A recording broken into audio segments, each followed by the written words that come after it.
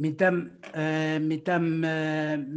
soyez les bienvenus dans ce colloque international consacré au thème du fait religieux en prison.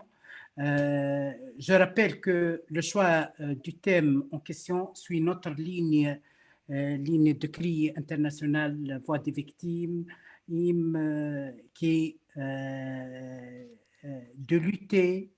Notre objectif principal, c'est de lutter et prévenir contre toutes sortes de radicalisation. Je note que notre colloque, l'annonce de notre colloque a suscité beaucoup de questions. Par exemple, l'éthique, quelle éthique pour la considération du fait religieux dans le milieu carcéral, les modalités de prise en considération du fait religieux, surtout avec la concentration sur la distinction entre culte et accompagnement spirituel, le fait religieux entre l'opportunisme au niveau du contrôle et étiquetage des prisonniers et aussi au niveau de conformité avec le respect des droits de l'homme. En plus de ça, le fait religieux et la laïcité, surtout avec le contexte français, et le fait religieux comme instrument de dialogue et cohabitation entre les prisonniers et les prisonniers. Il y a des autres questions concernant l'autorité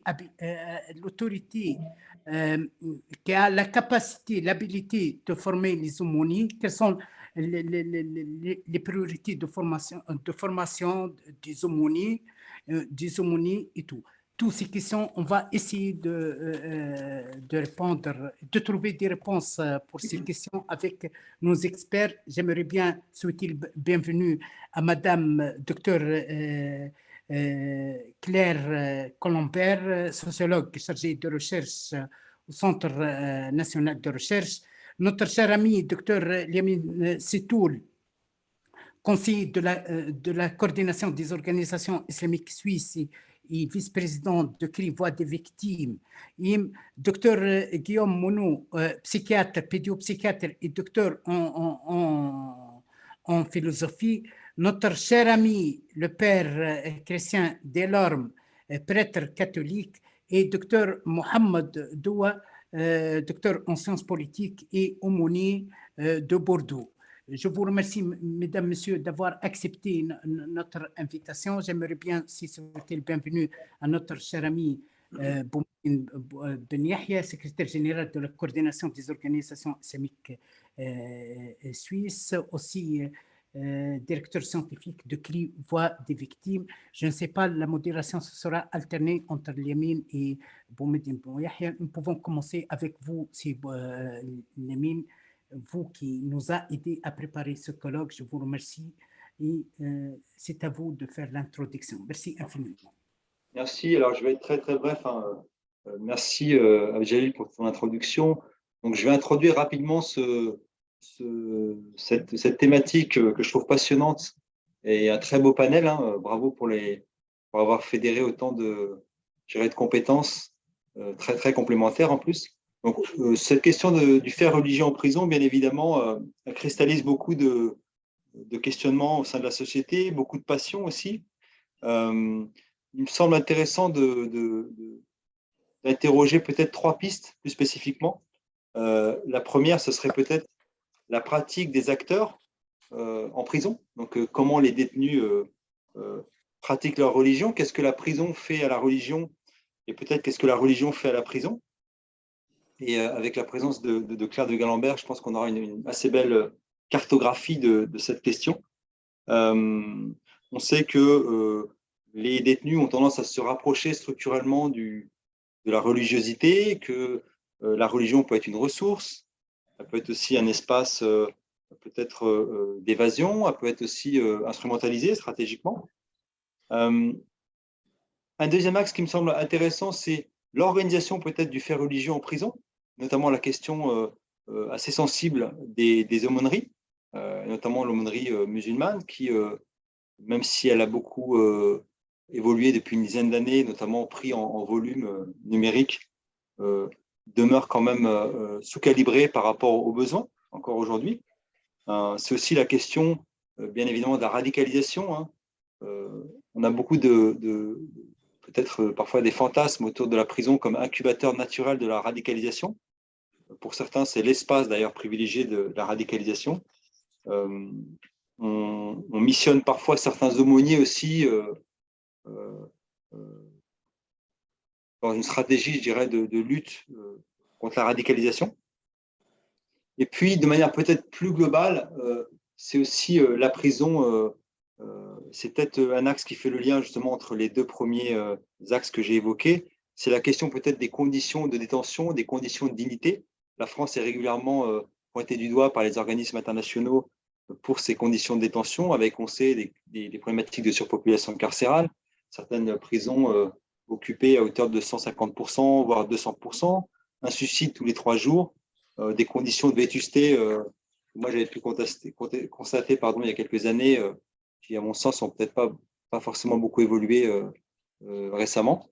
Donc peut-être pour l'ordre de passage, c'est quelque chose que je vous soumets, j'aurais tendance à partir de quelque chose d'une vision assez théorique, donc peut-être d'abord laisser parler les universitaires, et notamment Claire de Galambert et le docteur Guillaume Monod, qui sont des chercheurs qui ont une capacité peut-être à théoriser tout ça, mais aussi je sais que c'est des chercheurs de terrain pour avoir travaillé avec Claire notamment, et donc nous donner aussi des billes empiriques.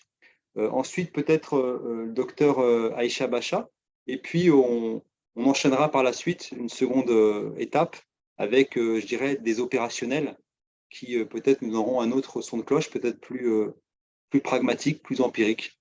Donc voilà comment j'articulerai le sujet, et merci encore d'avoir accepté cette invitation pour ce sujet que je trouve passionnant.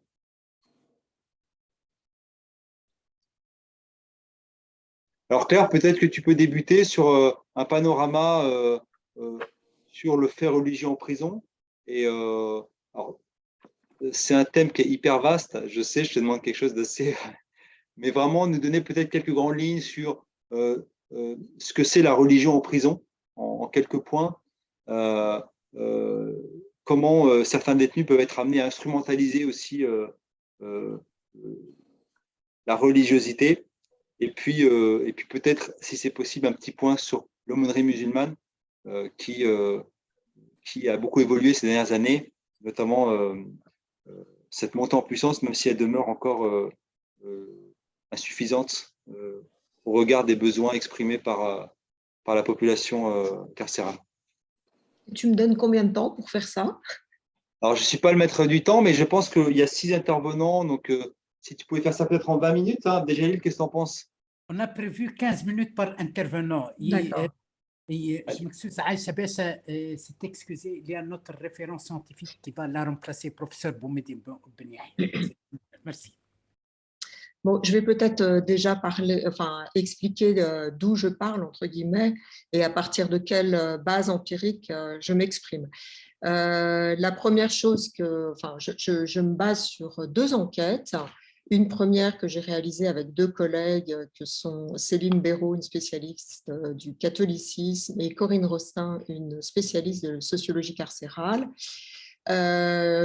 Donc cette première enquête a été le résultat d'une réponse à un appel à projet qui avait été formulé par la direction de l'administration pénitentiaire. C'était intéressant, qui a été formulé en 2008. Et dans ce cadre-là, nous avons répondu à cet appel en évitant de nous focaliser sur une religion exclusive, mais avec un souci d'embrasser toutes les confessions religieuses présentes en prison. Sans oublier une réalité qui reste quand même massive, c'est que tout le monde n'est pas religieux en prison. Donc ça, c'est la première enquête. Et une deuxième enquête sur laquelle je vais me fonder, qui a, elle, été exclusivement axée sur l'aumônerie musulmane et que nous avons menée entre 2017 et 2019 et que nous sommes en train de réactualiser actuellement dans la perspective de la publication d'un livre sur le sujet, et qui était également une enquête qui avait été, qui a été faite en accord avec la direction de l'administration pénitentiaire. Donc, pour dire très rapidement les impressions qui ressortent fortement de ces enquêtes, c'est que la première chose, la première qui portait donc sur l'ensemble des religions, eh bien, c'est qu'on se trouve en prison confronté ou en présence d'une laïcité qui est extrêmement inclusive. Donc ça, c'est une chose qui est tout à fait, qui était d'autant plus surprenante pour nous que Céline Béraud sortait d'une enquête sur la religion à l'école, donc dans l'enseignement public, où là, on est dans un régime de laïcité très exclusive. Donc, on a essayé de comprendre les raisons qui expliquent cette réalité, et probablement qu'une des raisons est la première, c'est que d'abord, il y a une tradition d'ouverture au sein de l'administration pénitentiaire à l'égard du religieux, qui est fondée sur un article juridique qui est l'article 2 de la loi 1901, qui prévoit la possibilité des administrations des pouvoirs publics d'organiser et de financer des aumôniers dans les institutions publiques fermées. La deuxième chose qui est intéressante, c'est aussi à relever, c'est que c'est une dimension qui est plus historique et qui fait que la religion a été traditionnellement envisagée comme une source de relèvement moral en détention.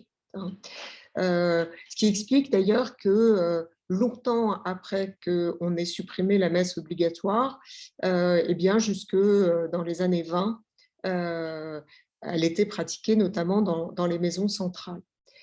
Ce qui va avec cela, c'est le fait qu'il y ait un réseau d'associations chrétiennes qui gravitent aussi autour de la prison, aussi bien pour épauler les détenus que pour épauler leurs familles. Je pense au Secours catholique, mais aussi à la Farapège, qui est d'obédience protestante. Donc, il y a là, les visiteurs de prison ont un terreau aussi confessionnel. Donc, on a là tout un ensemble, une nébuleuse d'associations qui sont assez présentes. Et puis, il y a une troisième raison qui me semble être le fait que, eh bien, et ça nous a été beaucoup dit, que la religion, c'est aussi une ressource de maintien de l'ordre, une ressource de pacification. De façon assez surprenante, quand nous avons mené des entretiens parfois assez longs, avec aussi bien des détenus, mais des personnels de l'administration pénitentiaire, parfois même des directeurs de prison, eh bien, la question de la laïcité ne sortait pas. Elle est très, très peu sortie dans les entretiens.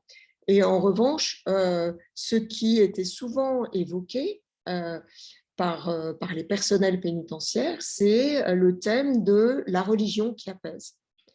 La religion qui apaise, avec cette idée que tout ce qui apaise le détenu est bienvenu, et que donc c'est une ressource de pacification, mais c'est aussi une ressource éventuellement de réinsertion qui est vue comme une source potentielle de retour sur soi et éventuellement de bifurcation ou de biographique au sens de désistance. Et donc, tout ceci fait que, pour ces trois raisons, juridiques, historiques et peut-être utilitaristes, la religion est plutôt assez bienvenue et il y a une certaine ouverture à l'égard du fait religieux en prison. Alors maintenant, est-ce que ça a profité à tout le monde? Disons qu'il a fallu un certain temps pour que la pluralisation religieuse, ou en tout cas la reconnaissance de la pluralité religieuse qui s'exprimait en prison, soit prise en compte, prise en considération à la hauteur des besoins.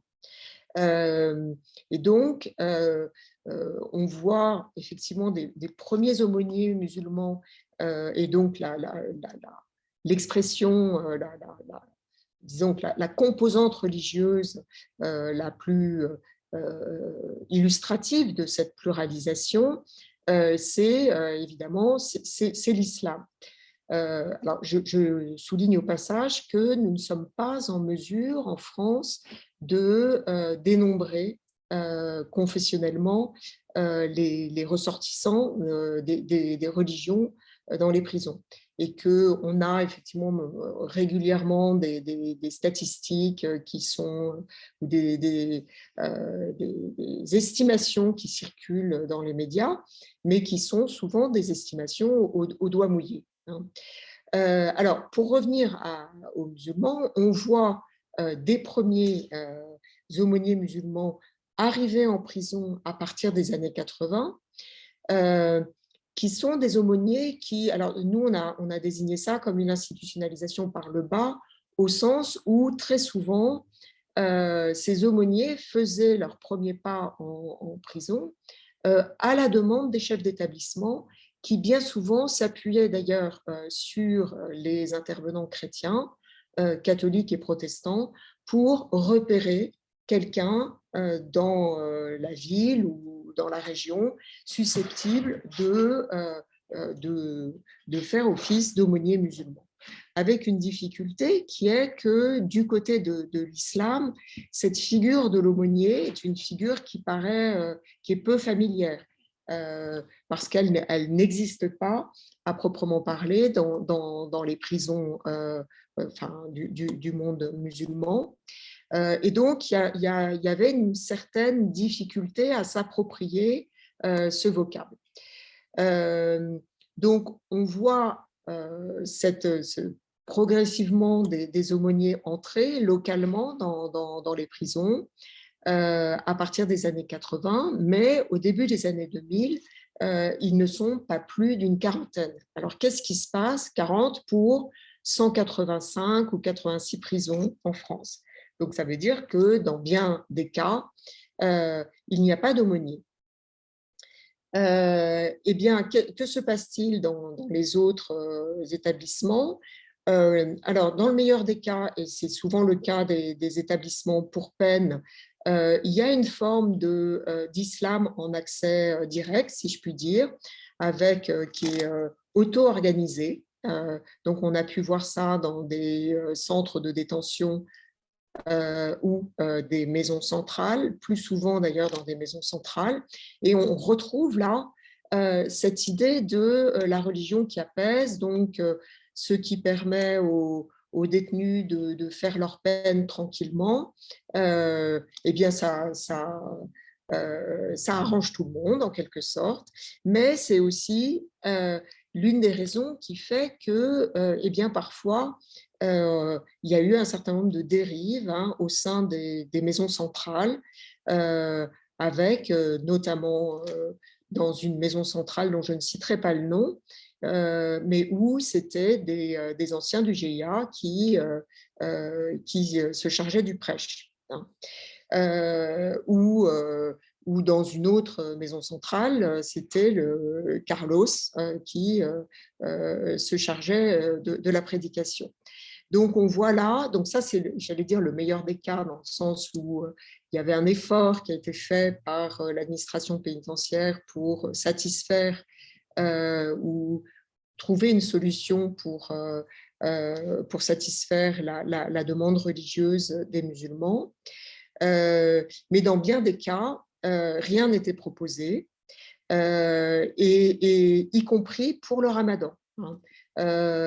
Pour le ramadan, il faut attendre 2009 pour qu'une offre de collation Ramadan soit proposée, soit organisée par la direction d'administration pénitentiaire française.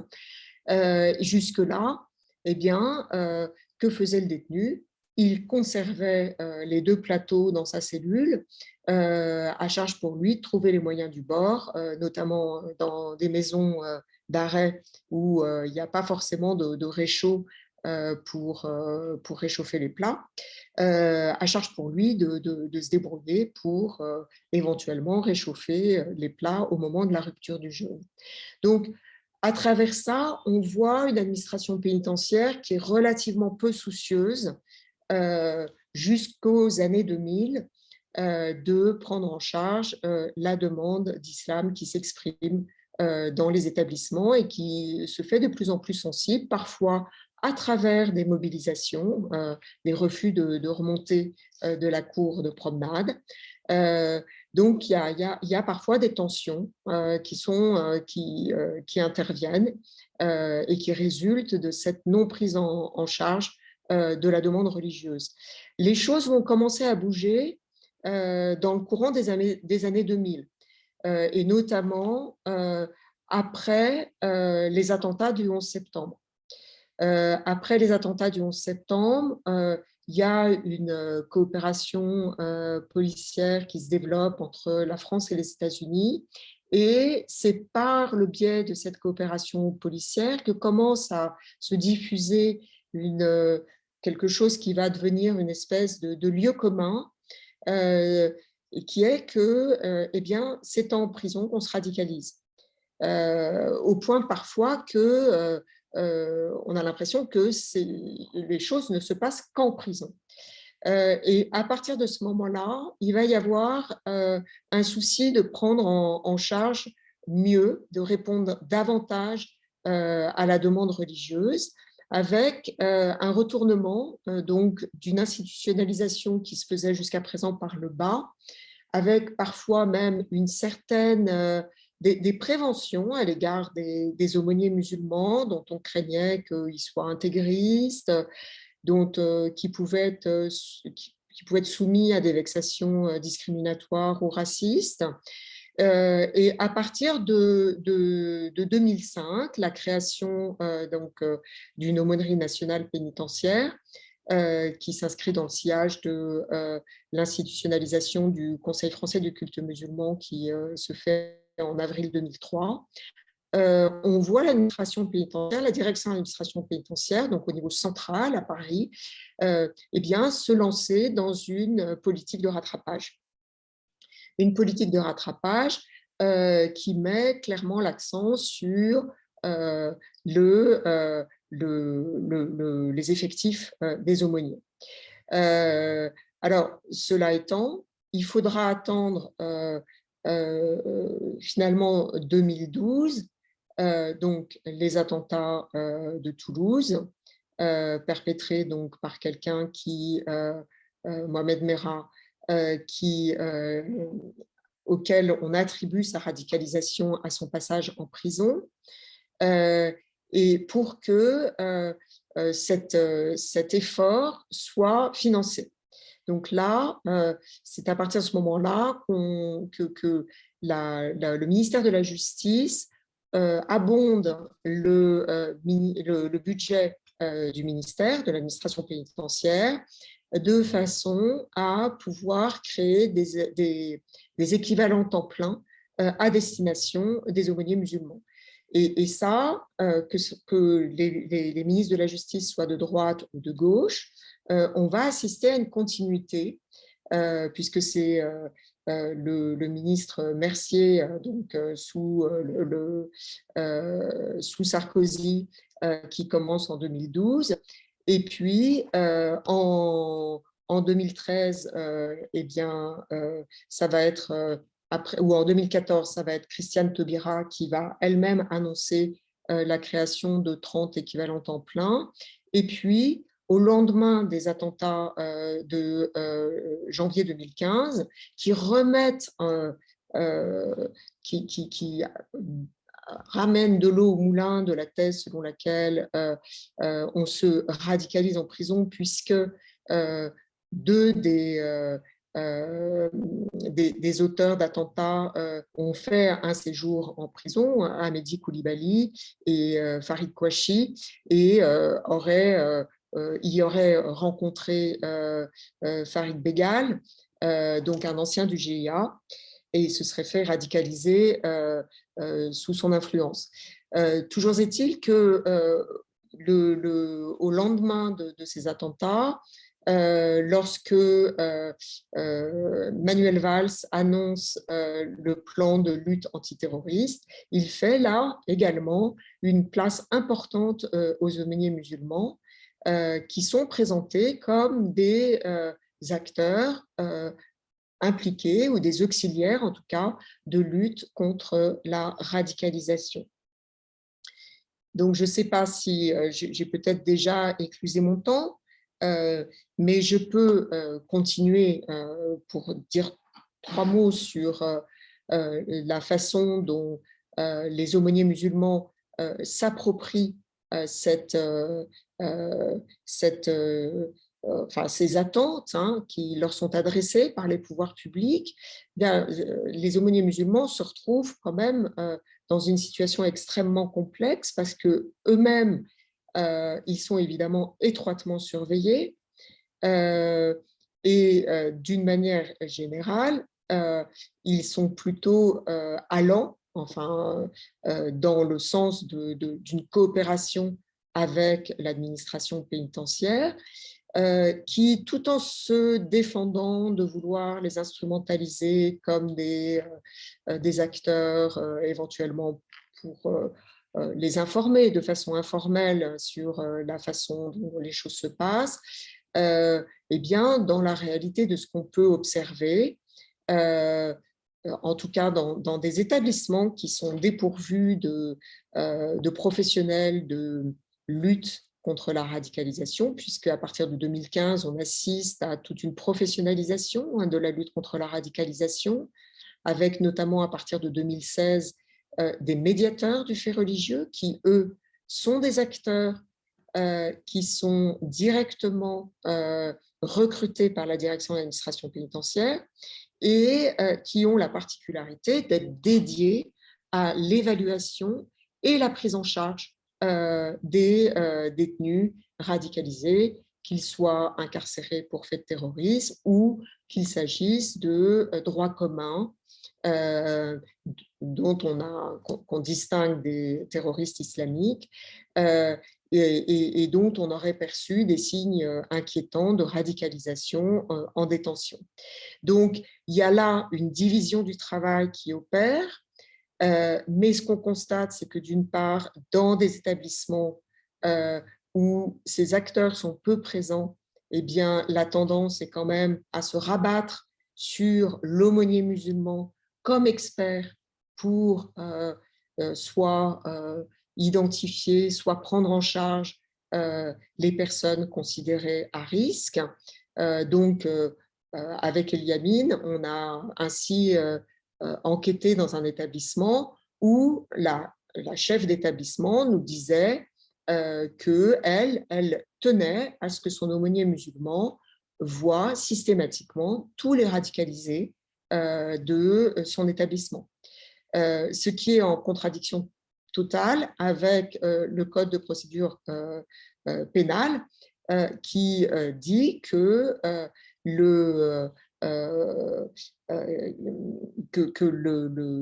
l'aumônier va voir les détenus qui sollicitent sa visite. Donc là, on voit qu'il y a des instrumentalisations qui sont possibles et certains aumôniers disent que finalement, alors certains aumôniers qui sont chevronnés en islamologie notamment, se sont retrouvés souvent déportés dans leur activité pour être prépositionnés ou positionnés de manière privilégiée vis-à-vis des personnes radicalisées et de leur selon leur propre appréciation, ils considèrent que ça change le métier, que c'est plus tout à fait la même chose. Alors que l'aumônier, je le rappelle, est là pour une mission d'assistance spirituelle et pour organiser le culte. Donc, ça se traduit en deux missions principales. La première qui est évidemment la célébration des grands moments liturgiques pour l'ensemble des détenus, et la deuxième qui est ce rapport beaucoup plus individualisé que permettent les visites en cellule. Et donc aujourd'hui, la doctrine de l'administration pénitentiaire semble être de plus en plus ferme sur cette distinction, sur cette division du travail religieux. Mais il reste un petit problème qui est que parfois ce sont les mêmes acteurs qui sont aumôniers et médiateurs du fait religieux. Donc, en général, la doctrine de l'administration pénitentiaire veille à ce que ça ne se passe pas dans le même établissement. Il n'en reste pas moins que ça crée une forme de porosité entre les deux missions qui peut susciter un certain nombre d'inquiétudes de la part des détenus de confession musulmane. Et donc, nous, les dernières enquêtes qu'on a menées, c'était en 2019, mais ce qu'on a constaté, c'est qu'il y avait à l'époque une très grande paranoïa des détenus de confession musulmane, et à tel point que certains d'entre eux, nombreux, étaient ceux qui nous disaient qu'ils ne voulaient pas voir l'aumônier, de peur d'être fiché comme quelqu'un de trop religieux. Ce qui peut, à l'inverse, donner lieu aussi à des usages stratégiques de l'aumônier pour des acteurs qui pensent, au contraire, qui se pensent étiquetés comme radicalisés ou qui le sont parce qu'ils ont été incarcérés pour un mandat, pour association de malfaiteurs en vue d'une entreprise terroriste, et qui, eux, vont plutôt avoir un usage parfois stratégique de l'aumônier pour montrer qu'ils ne sont pas hostiles à l'offre institutionnelle qui leur est offerte par l'administration. Donc, je ne voudrais pas donner une vision trop négative des choses. Ce qu'on constate aussi, et ça, Eliamine me demandait ce que la prison fait à la religion, eh bien, d'une manière générale, la prison intensifie le rapport à la religion parce que bien souvent, la religion, et surtout en maison d'arrêt, la religion s'offre comme une ressource d'abord tout simplement qui peut avoir des vertus instrumentales, c'est-à-dire sortir de sa cellule. Eh bien, quand on est enfermé en maison d'arrêt 22 heures sur 24, évidemment, aller au culte, ça permet de s'aérer, de s'évader un peu de sa cellule, d'accéder à des espaces, notamment cultuels, où on a un peu l'impression de sortir de la prison et de se rapprocher de relations, de formes de civilité ordinaire. Ça peut être aussi instrumentalisé pour retrouver des gens, pour trafiquer aussi. La religion peut être aussi une ressource pour se faire protéger, et notamment, ça c'est plutôt dans les établissements pour peine. On a des détenus qui ont pu nous raconter combien, et là ça vaut plutôt pour les musulmans, combien eh bien, parfois se convertir à l'islam permettait de se faire protéger par les frères, ou en tout cas par les musulmans de la détention, et parfois même avoir accès à des ressources matérielles comme des téléphones portables ou des cantines. Mais aussi, la religion, il ne faut pas l'oublier, elle est aussi une ressource de retour sur soi, d'interrogation existentielle qui, dans certains cas, peut conduire à la désistance. Et je pense notamment à un livre qui est assez illustratif de ça, c'est le livre de Karim Mokhtari, qui raconte très bien comment eh bien, le fait d'avoir… alors, il est d'autant plus intéressant, ce livre, que Karim Mokhtari a été tenté par l'islamisme radical en prison. Hein. Il est incarcéré pour un meurtre et très en révolte contre la détention.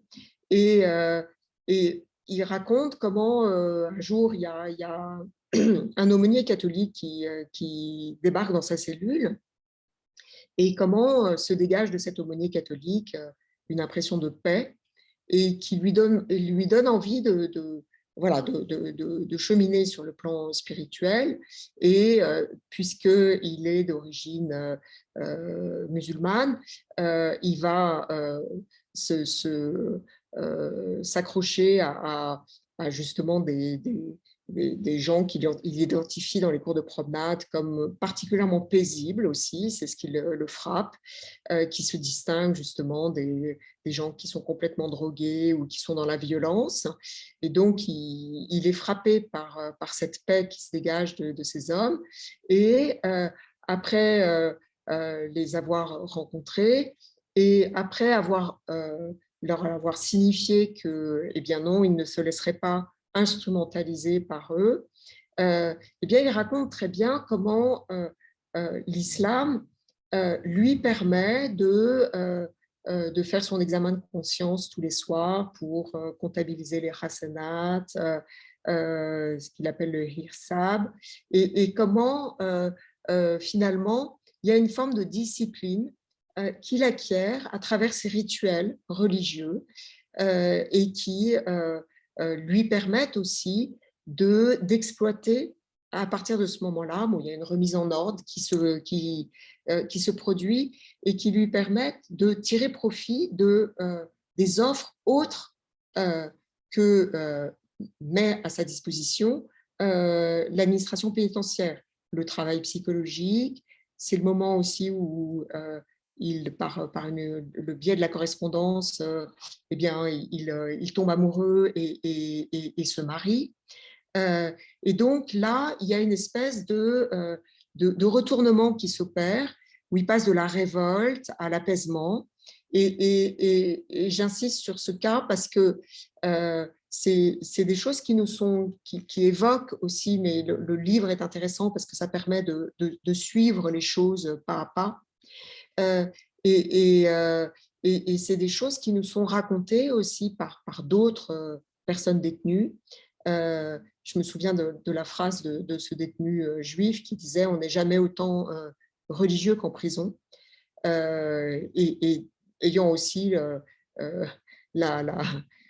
comment dire, l'honnêteté de dire que quand il sortait de prison, il avait tendance à oublier la religion. Mais en tout cas, ne pas oublier, c'est un peu le point qui pondère par rapport à ce que j'ai dit, que ne pas oublier qu'il y a des sorties religieuses de la délinquance et que dans cette perspective-là, eh bien, les aumôniers musulmans, enfin, puisqu'on parle des musulmans, mais on peut aussi parler des catholiques, des protestants, des bouddhistes, puisqu'il y a 7 cultes qui sont reconnus aujourd'hui dans les prisons françaises.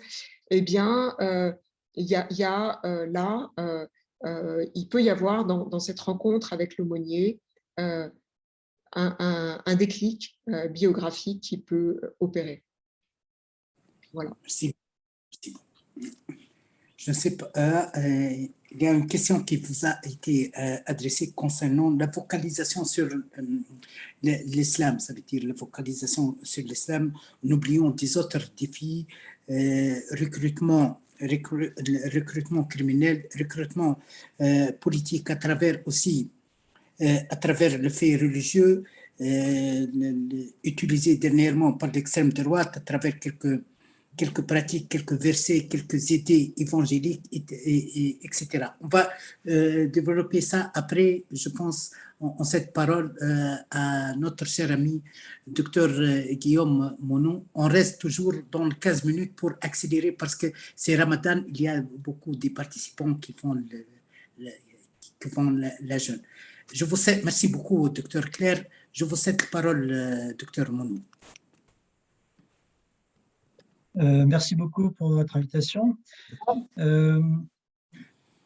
Suite à l'exposé de Père de Galambert qui était très vaste, il y a peu de choses que j'ai à rajouter. Je rajouterai quand même certaines choses sur la question de la sensibilité de la prison pour le fait religieux. Je pense que ce qu'il ne faut pas oublier, c'est que la prison moderne, qu'on a en France, maison d'arrêt, établissement pour peine, privation de liberté, a été créé au moment de la Révolution française, et ça avait été créé par opposition à la justice avant la justice royale, dans laquelle l'enfermement n'était pas une peine. Dans l'enfermement, c'était simplement des jours en attendant le jugement et la peine. Les peines, c'était notamment des peines humiliantes, des peines de torture, des peines de mise au clou et au pilori. Et donc, quand les philosophes et quand les révolutionnaires, dans un souci du siècle des Lumières, d'humaniser les choses, ça a été notamment le travail du philosophe César Beccaria, ils ont voulu changer ce modèle-là, et le modèle qui a été pris, c'était le modèle religieux. C'est-à-dire que la prison moderne s'est construite sur le modèle de la peine telle qu'elle existait encore dans la religion catholique. Pour donner un simple exemple, et sans faire tout historique, c'est qu'aujourd'hui, les détenus sont fermés dans des cellules. Ce mot de cellule vient des petites loges dans lesquelles sont les moines. Dans les monastères, ce sont des cellules de monastères. Bon, et comme Claire de Galambert l'a expliqué, c'est que malgré la loi de 1905, la pratique de la religion s'est poursuivie très très longtemps. Ce qui est particulier, c'est qu'il y a eu à la fois, au moment de la Révolution française, la création de la prison moderne, il y a eu un triple mouvement qui est encore aujourd'hui dans un équilibre instable. Premièrement, cette volonté de laïciser, ou de séculariser plutôt la société. Donc, la seconde chose, c'est également la création de la prison sur un discours religieux, mais d'une certaine façon, du fait de la laïcité, un peu vidé de sa substance. Et la troisième chose également, c'était le rapport de force entre la psychiatrie et l'Église au cours du XIXe siècle pour ce que beaucoup de personnes appellent le contrôle des âmes. Je m'explique, en ce sens où ceux qui ont pensé la prison moderne en 1800, le modèle du religieux, c'était essentiellement les psychiatres et les aliénistes. Ce n'était pas uniquement les juristes, c'était aussi les psychiatres. Le cabanisme, le célèbre cabanisme qui était à l'origine de la pensée médicale moderne, disait que la prison doit être l'infirmerie du crime. Donc, il y avait toute une pensée qui était que la prison était un lieu de soins, que la délinquance était une maladie, qu'il fallait soigner les gens, dans une institution qui était pensée sur le modèle religieux. Donc déjà, on voit qu'à la base, il y a eu ce conflit entre le discours scientifique psychiatrique et le discours religieux théologique. Pourquoi? Dans quel but plutôt? Justement, comme je le disais, pour la question du contrôle des âmes, si on prend un langage un peu théologique, le contrôle du psychisme, si on prend un discours plutôt psychiatrique. Bon, ce conflit entre ces deux institutions, même si ce n'est pas un conflit ouvert, c'est comme une forme de rivalité qui existe encore. Actuellement, les pouvoirs publics ne demandent pas uniquement aux aumôniers de prendre en charge la radicalisation religieuse. Il ne faut pas oublier qu'en 2015, le grand discours, ça a été les radicalisés islamistes, mais on aurait pu dire la même chose de l'extrême droite, de l'extrême gauche, autre. Les détenus radicalisés sont des fous, il faut que les psychiatres s'en occupent, il faut que les psychiatres interviennent. Les pouvoirs publics, à partir de 2015, ont adressé à la religion une demande de déradicalisation des détenus. Ils ont demandé la même chose aux psychiatres et à la psychiatrie, participer également à la déradicalisation. Donc là encore, c'est ce rapport de force, ce conflit entre les deux, où là encore, les psychiatres travaillent dans leur optique médicale, les aumôniers dans leur optique religieuse, et en définitive, ils ne communiquent absolument pas du tout sur la même problématique que l'État a décidé, c'est-à-dire prendre en charge et radicaliser. Dans mon expérience, ce que je constate, c'est qu'effectivement, la prison, c'est un discours où il y a des gens qui ont des souffrances psychiques parce que ils ont commis des meurtres, alors que ce n'est pas nécessairement des meurtriers, donc il y a une culpabilité qu'il faut gérer, et la religion aide beaucoup. Hein. N'oublions pas que l'islam, tout comme le christianisme ou le bouddhisme, ce sont des religions du salut, ce ne sont pas des religions de la prospérité, ce ne sont pas des religions de l'avenir, ce sont des religions du salut de l'âme. Donc c'est un langage qui est extrêmement fort pour des gens qui sont coupables d'avoir commis un crime. C'est exactement le même discours également pour beaucoup de personnes qui sont dans des problématiques, notamment de toxicomanie, d'alcool. Alors, sans rentrer dans le détail, on sait très bien que la religion est une ressource majeure pour aider les gens à sortir de l'addiction, de l'alcool. Hein. Les alcooliques anonymes, l'association des alcooliques anonymes qui s'est fondée à la fin du XIXe siècle, a été fondée par des églises protestantes. Mais c'était la cure de l'alcoolisme à la fin du XIXe siècle, c'était le retour à l'origine, c'était la prière. Bon. Encore aujourd'hui, moi, ce qui me frappe, c'est cette question-là, justement, de ce recours à la religion pour régler des problèmes personnels. Ce qui est intéressant, c'est qu'on voit que sur le plan psychique, beaucoup de détenus qui se radicalisent en prison le font un petit peu effectivement pour une croyance religieuse, mais à la base, c'est pour une problématique qui n'a rien à voir d'une certaine façon avec la religion. Se déculpabiliser d'un crime qu'on a commis alors qu'on ne voulait pas le faire, sortir de la drogue ou de l'alcool parce que la vie n'est plus possible en tant que toxicomane ou d'alcoolique. Et la religion est une ressource. Alors, le problème étant que comme effectivement il manque beaucoup de porteurs d'une parole religieuse à peu près équilibrée, on est dans un système où à la fois il y a une population captive, au sens propre, au sens figuré, les détenus, qui ont un besoin du religieux, mais on a en même temps une institution qui était créée autour du religieux, mais qui l'avait quand même vidé d'un contenu religieux, en particulier du contenu musulman. Ce qui fait que la nature ayant horreur du vide, si les personnes qui sont à peu près aptes à donner un discours religieux ne sont pas présents, un discours religieux sensé, raisonnable et éclairé ne sont pas prêts de le donner, ça va être des gens qui ne sont pas capables de donner autre chose qu'un discours complètement hermétique, violent et autre. Donc, cette question des recruteurs qui, effectivement, ont dans le monde carcéral un terreau de recrutement formidable, parce qu'ils ont des gens qui ont des fragilités psychiques certaines, diverses et variées, je ne rentrerai pas dans le détail, ils ont des fragilités psychiques qui les rendent extrêmement sensibles à un discours de rédemption. Et ce discours de rédemption, là encore, la question est qui est-ce qui va l'apporter? Moi, je me souviens d'un détenu que j'ai suivi pendant un certain temps, qui était chrétien, qui avait tué son oncle parce que l'oncle avait commis des crimes d'abus sexuels sur une nièce. Ce détenu qui ne voulait pas tuer son oncle, voulait simplement lui donner une leçon, se sentait coupable. Et il a été rejeté par sa famille, il était dans des affres de culpabilité d'avoir tué quelqu'un. Il était à la maison d'arrêt de Villepinte où je travaillais, où sur les coursives, les 2 tiers des détenus étaient musulmans. Et pour faire très court, une histoire un peu plus longue, à un moment donné, il a entendu la parole d'une personne un peu plus âgée, d'un détenu, qui lui a dit « Mais fais ton retour à la religion, tu auras le salut ». Et donc, dans la minute, il s'est converti et il est devenu à tel point qu'il voulait partir faire le djihad. Donc, c'était en 2015. Bon. Là encore, le discours religieux, ce n'est pas parce que c'est l'islam en tant que tel qui crée ça. Il était sur une coursive où il y avait 2 tiers de détenus musulmans. Il y aurait eu 2 tiers de détenus bouddhistes, ils seraient devenus bouddhistes. Il y aurait eu 2 tiers de détenus d'une secte des adorateurs de la grande baleine cosmique, ils seraient devenus adorateurs de la grande baleine cosmique. Ce dont il avait besoin, c'était un discours qui puisse lui apporter une réhabilitation, une rédemption, un salut. Alors, pour reprendre un petit peu ce que disait Claire de Galambert, je pense qu'effectivement, on parle beaucoup de la radicalisation en prison. Oui, c'est vrai, c'est incontestable, c'est connu depuis très longtemps. Mais une chose que moi j'ai vu apparaître de façon très très claire depuis 2015, c'est que la prison est aussi un lieu où on se déradicalise. Et on se déradicalise pas du tout de la façon dont les pouvoirs publics le croient et pas du tout de la façon dont les pouvoirs publics sont prêts à l'entendre et à l'accepter. Je m'explique par là. J'ai 2 situations. Premièrement, d'un jeune homme de 19 ans qui, son frère était parti en Syrie, il a voulu le rejoindre. Bon, il s'est fait arrêter avant parce que la famille était surveillée. Il arrive en prison. Je vois ce jeune à son arrivée qui est dans un discours extrêmement naïf de la Syrie, c'est le paradis, c'est un État islamique formidable, on ne paye pas d'impôts, on a un métier, tout va bien, tout est formidable, tout est bon. Je revois ce jeune 15 jours après, il me dit « Ah docteur, ça ne va pas du tout, faites-moi un certificat, il faut que je sois seul en cellule. » Et je lui demande pourquoi ça. Ben, il me dit « C'est mon co-détenu, on m'a mis avec quelqu'un, ça se passe très très mal. » Le hasard fait que le co-détenu en question, je le connaissais bien parce qu'il était suivi par un de mes collègues. C'était un homme de 40 ans qui était musulman, qui était en prison pour l'histoire d'escroquerie, rien à voir avec la rédaction religieuse.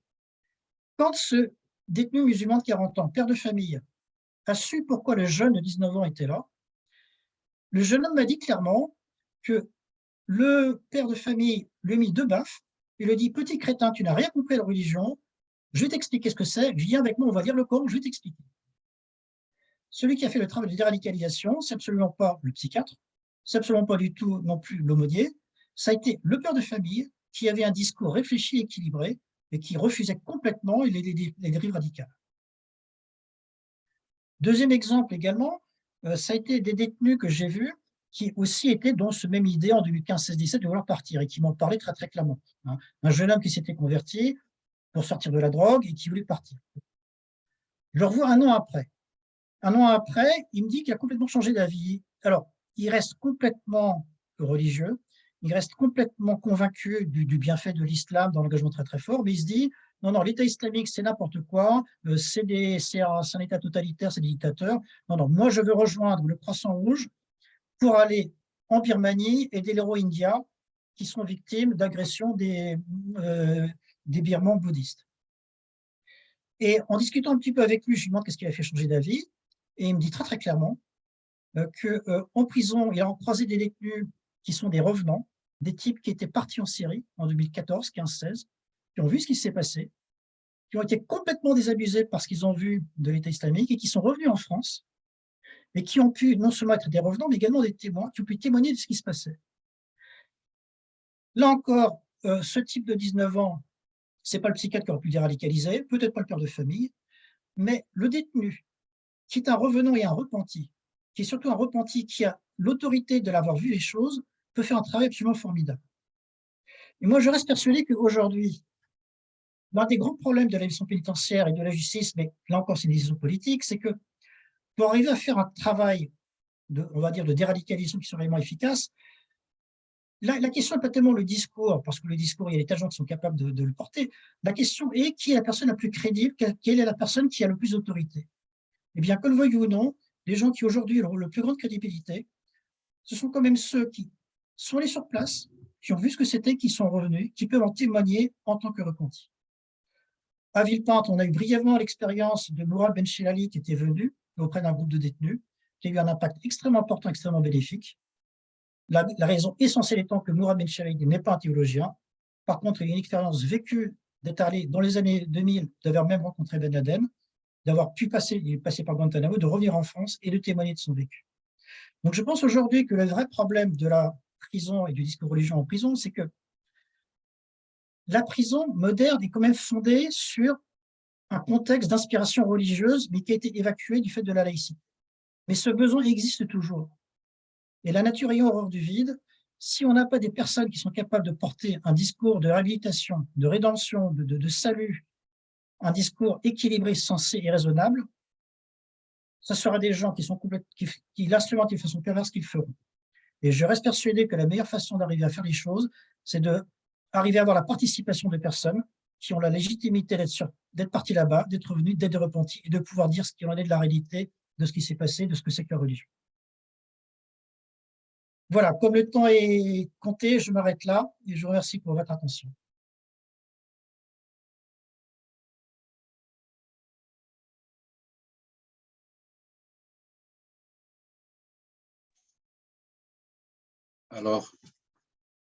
Alors mes chers, peut-être, je ne sais pas où il est, Abdeljalil, ou c'est tout. Oui, Alors, non, non, juste si vous permettez, parce que il y a Monsieur Doua et le père Delorme. Merci beaucoup, docteur Mono, pour votre présentation.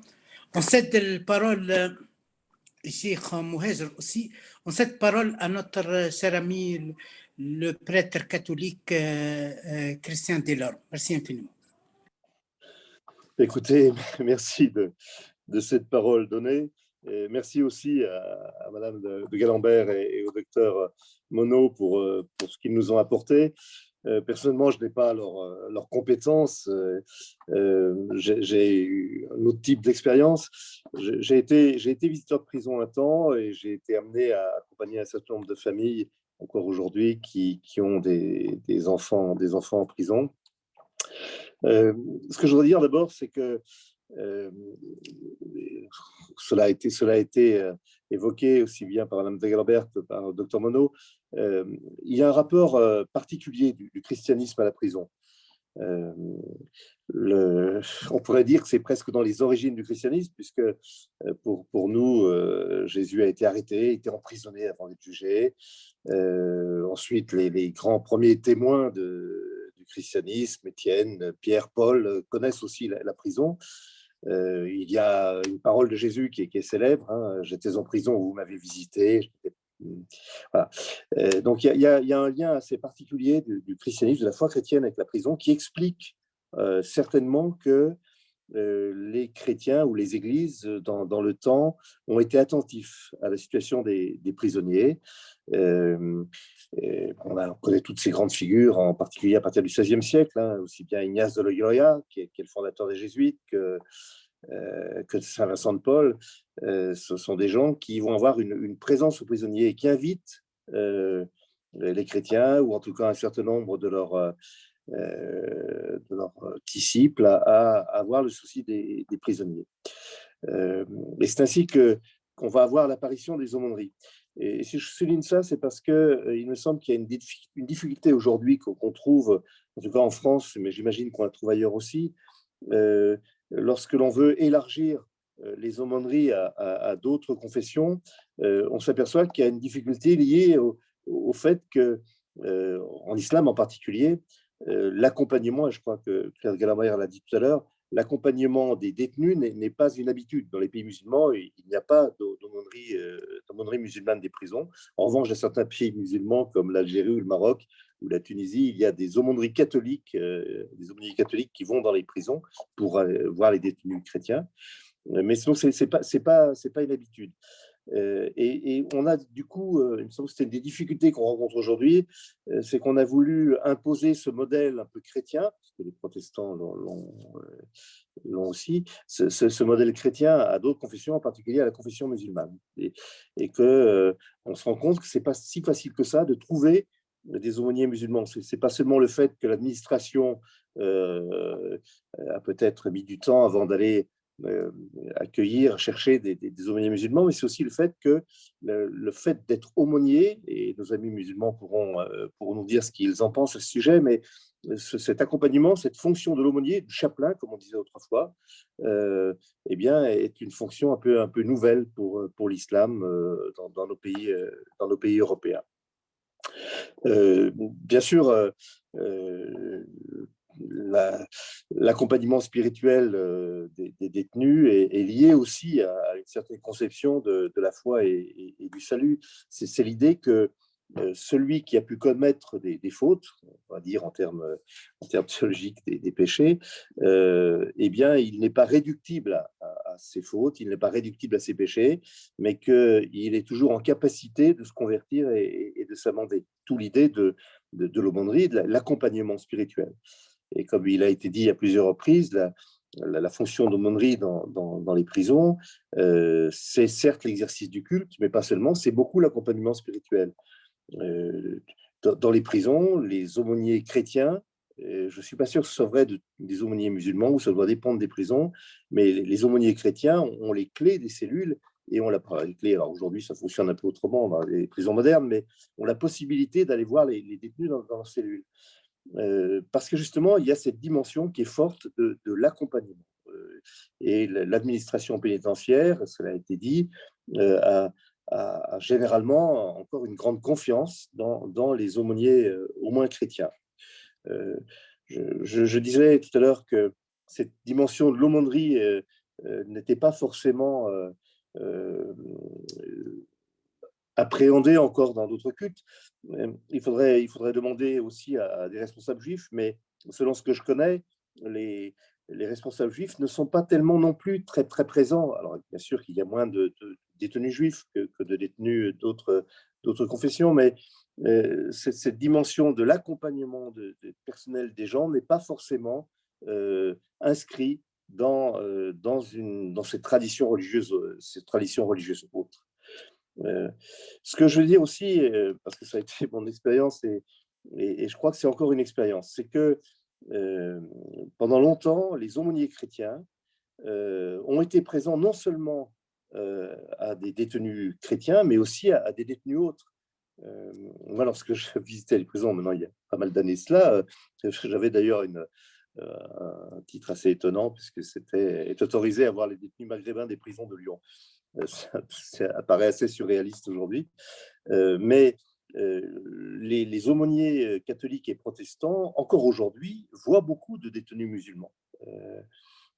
Parce que, comme cela a été dit, quand on est en prison, quand on est enfermé 22 heures sur 24, eh bien, tout ce qui permet d'avoir des ouvertures hautes, de sortir un peu du statut de détenu en vivant une vie un peu comme les autres, eh bien, est bien accueilli.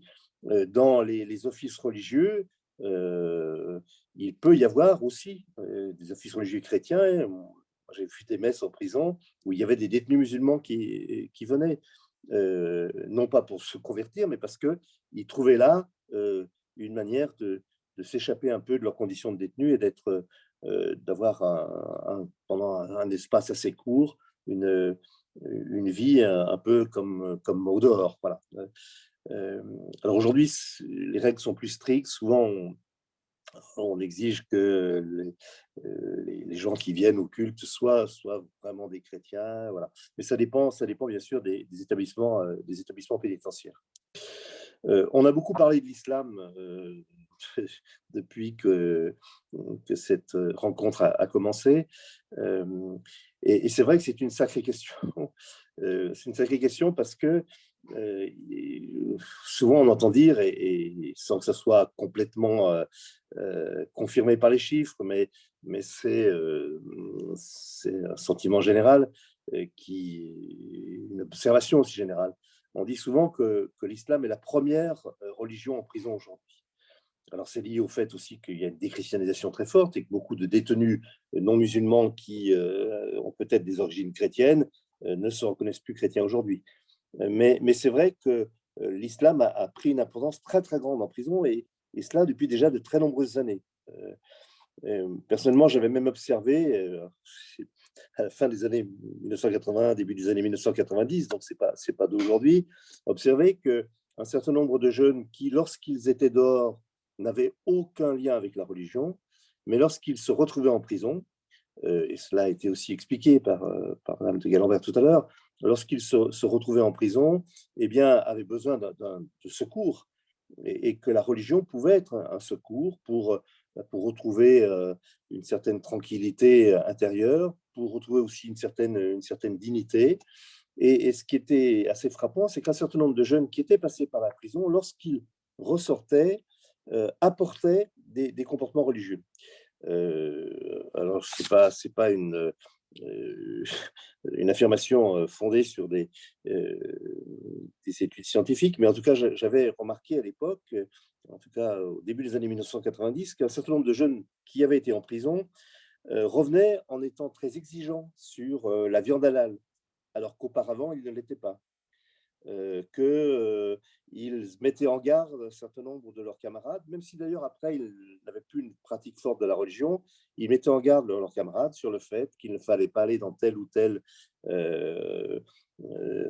enseigne de restauration rapide parce que la viande n'était pas halal. Voilà.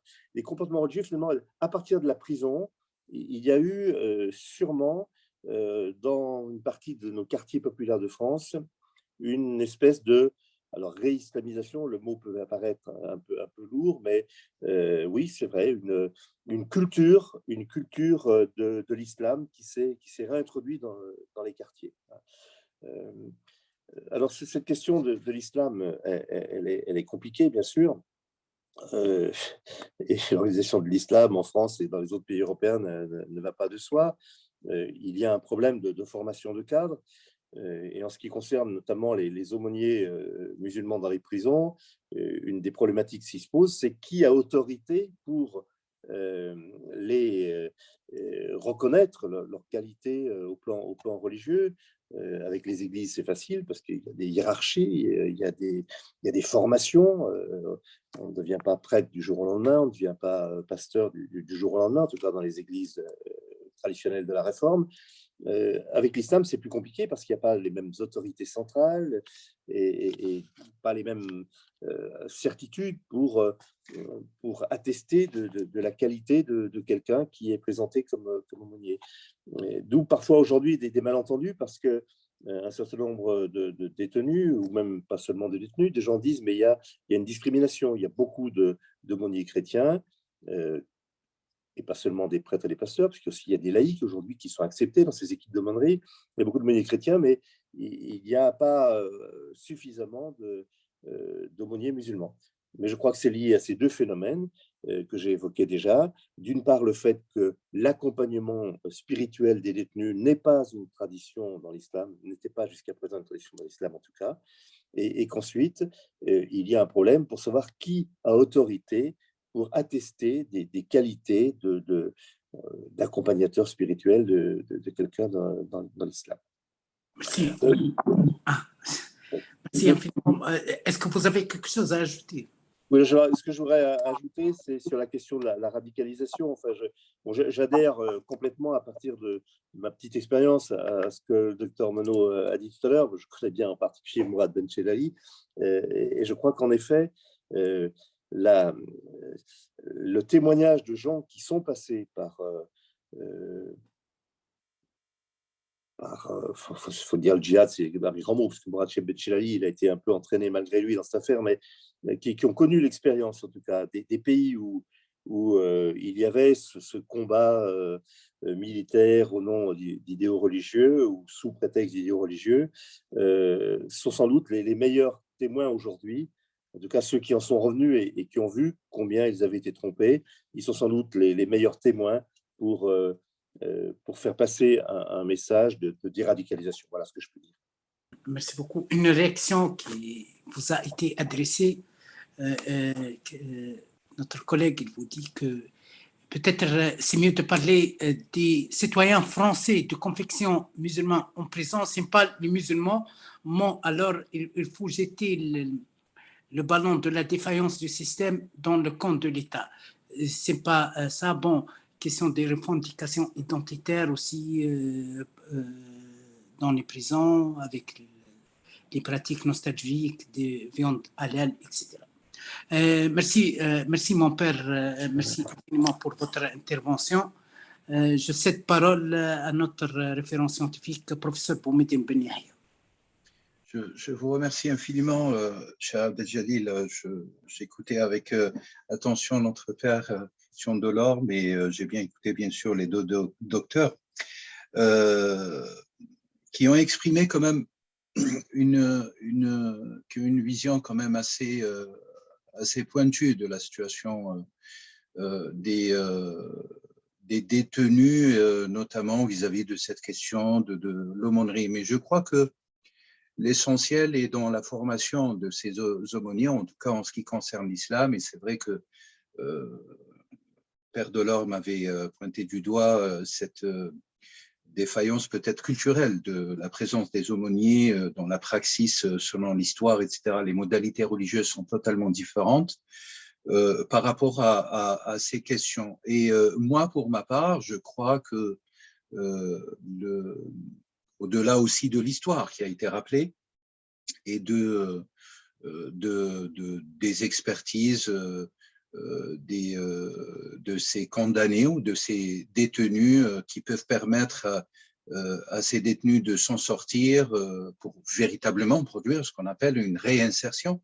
Je crois que la religion, ça a été dit, participe de manière extrêmement forte à cette réinsertion. Malheureusement, peut-être la vision étatique, pour ne pas dire la vision juridique concernant ce phénomène, ce fait, exclut de facto toute caractérisation ou description ou qualification, si vous me permettez l'expression, que les religions, de manière générale, chez les aumôniers chrétiens, musulmans et autres, voire même les laïcs, puissent permettre à ce que ces détenus s'en sortent et surtout préparer la post-détention.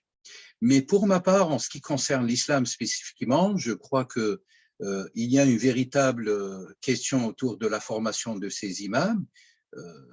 Alors, non seulement l'intégrité des personnes qui vont pouvoir conseiller, assister, soutenir les détenus, mais il y a aussi des qualifications extrêmement pointues, peut-être à mettre dans les formations, et on le sait très très bien, l'organisation du culte de musulmans et non pas islamiques. Et je fais exprès de distinguer les qualificatifs pour ne pas produire davantage ou jeter l'opprobre, comme vous le dites, Abdeljalil, sur une grande partie des citoyens de confession musulmane. D'ailleurs, on ne le dit pas, on ne dit pas de confession islamique, ce qui est un référent terminologique qui renvoie à la révélation, enfin à la parole de Dieu, etc., à la prophétologie, etc. Musulmane, je crois que la terminologie est beaucoup plus propre parce qu'il y a une culture, il y a une production de la pensée dont les hommes et les femmes sont responsables. La formation des aumôniers pose véritablement problème. Est-ce qu'elle est aujourd'hui opérative à 100%? Je ne le crois pas. Vous avez des plans d'action, enfin des mesures mises en place ici et là, et tout dépend bien sûr des centres pénitentiaires pour pouvoir pallier à l'absence en réalité d'une véritable aumônerie musulmane, et qui souvent, bien sûr, je dirais, peut-être même assistée, voire soutenue par l'aumônerie chrétienne. Et je souligne entre parenthèses que l'apport interreligieux ici est fondamental. Ça a été rappelé par le Père Chrétien de l'Orme. Là où il n'y a pas d'aumôniers musulmans, il y a des aumôniers chrétiens qui font un travail aussi louable pour tous ceux qui ne sont pas de confession chrétienne. Et ça, c'est un point aussi qui est décrit et qui reflète une situation asymétrique en ce qui concerne l'aumônerie, mais qui est louable et qu'on devrait aussi saluer et inviter toutes les aumôneries à travailler ensemble. Mais demeure in fine et profondément la question de qui forme qui, sur quelle base, est-ce que l'aumônerie doit être construite, montée en épingle juste pour avoir une aumônerie et des aumôniers partout dans les centres de détention, les maisons d'arrêt, ou est-ce que l'aumônerie doit être concentrée essentiellement, conçue essentiellement sur les belles vertus des religions, de l'islam ici en l'occurrence, à savoir les vertus spirituelles. Et je crois que tant qu'on n'a pas une aumônerie qui vise ce qu'on appelle les 5 grandes finalités spirituelles de la religion, ces aumôneries opèrent de manière assez aléatoire et ne touchent pas réellement, ne préparent pas ces individus, ces personnes, à se réinsérer de manière efficace dans la société au moment où elles quittent les centres de détention. Et par conséquent, il faudrait réfléchir, et je crois que les instances ou les représentations religieuses en France, notamment, on pouvait parler du CFCM anciennement, mais peut-être l'institution de la Grande Mosquée de Paris, l'institution de grandes mosquées, enfin dans les grandes villes, ou les associations, les fédérations musulmanes en France, doivent convenir à un programme commun et une planification commune, une formation commune. Et tout le défi, c'est que la volonté politique et médiatique pousse à ce que ce travail soit fait, mais le chantier est assez vaste et il y a beaucoup de travail à fournir, je crois, là-dessus. Maintenant, vous le savez très très bien, il y avait la problématique des imams, ce qu'on appelle issus de l'islam, et encore malheureusement la nomination est très dévoyer l'islam consulaire, il se peut aussi qu'il y ait des éléments, des aumônières aussi, qui soient issus de cette formation culturelle par le biais d'une tradition normale, vu l'histoire qui lie la France à ses anciennes colonies, à ce qu'on ait une aumônerie un petit peu consulaire. Donc, je crois que, de manière générale, et je finis par la phrase suivante, les problématiques sans sentiment, c'est un sujet passionnant en réalité, parce que ça a été rappelé, l'histoire de la tradition des maisons d'arrêt est une histoire normalement qui est construite sur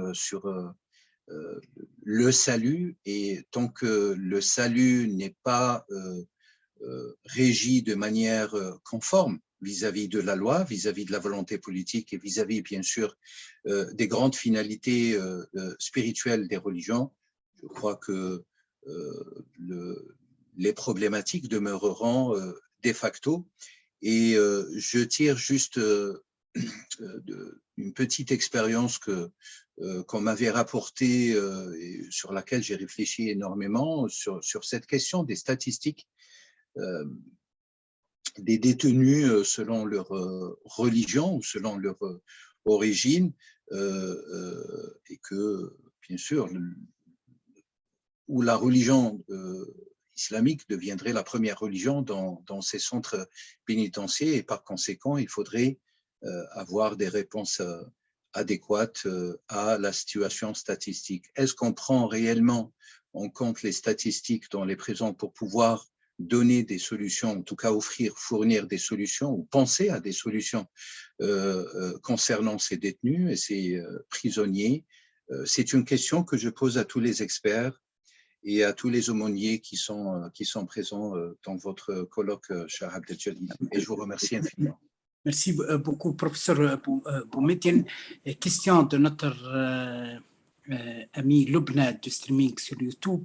Pourquoi vous n'avez pas évoqué le fiasco de la formation des aumôniers en Suisse à travers le Centre Islam et Société qui a tenté d'imposer une vision sur le musulman, d'imposer une politique d'aumônier musulmane sans partenariat avec les musulmans. Bon, il évoque une enseignante qui a fait un livre sur l'islam en prison, comment il a fait une faute concernant l'islam en disant que le Coran a été écrit 200 ans après le décès du prophète alayhi salatu wassalam. Bon, question. Si vous me permettez, mon cher Abdeljalil, je crois que le professeur avait cité que le Coran a été fabriqué 600 ans. Peut-être juste 600 ans après. C'est vrai, c'est une question. Pardon pour l'interruption. Oui, c'est choquant, mais dommage lorsque l'étude d'une religion devient un peu de business en collaboration, en partenariat parfois avec l'islam politique, les frères musulmans. Je cède parole à notre cher ami Dr Mohamed Doua, enseignant de sciences politiques, l'aumônier de Bordeaux. C'est à vous, docteur. Merci Abdeljalil, merci au professeur Boumediene de votre invitation. Moi, effectivement, j'ai l'avantage d'avoir une double approche à la fois théorique et pragmatique du terrain. Donc, j'ai développé un module qui s'appelle laïcité et gestion des cultes, que ce soit en prison ou dans les centres sociaux, pour essayer un peu de donner une approche plus pragmatique de notre laïcité à la française.